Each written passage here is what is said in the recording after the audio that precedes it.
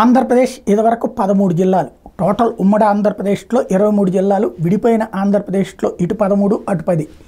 వాళ్ళైతే అంతకుముందు జిల్లాలు మార్చేసుకున్నారు. చంద్రబాబు గారు ఉన్నప్పుడు ఇక్కడ జిల్లాల విభజన జరగలేదు. ఆ తర్వాత జగన్మోహన్ రెడ్డి వచ్చాక ఏదైతే మెడికల్ కాలేజీలు జిల్లాకు ఒకటి ఇస్తానన్నటువంటి సందర్భంలో ఆగమేఘాల మీద కొత్త జిల్లాల ఏర్పాటు, ఆ సందర్భంగా కొన్ని వివాదాలు తలెత్తడం, ఇదంతా చూసాం. ప్రస్తుతం 26 జిల్లాలు ఉన్నాయి. 25 పార్లమెంట్ సెగ్మెంట్కి 25 అనుకున్నది 26 జిల్లాలు. అయితే ఇది 32 జిల్లాలు అవుతాయి. ప్రస్తుతం ఒక చర్చ నడుస్తున్నది.